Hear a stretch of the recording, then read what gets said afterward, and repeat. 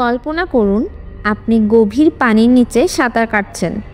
হঠাৎ করেই অনুভব করেন এক অদ্ভুত শক, আর আপনি কিছুই বুঝে উঠতে পারেন না এটা কি ঘটে গেল। এটা কোনো সাপ নয়, এটি ইলেকট্রিক ইল, প্রকৃতির এক অবিশ্বাস্য বিস্ময়।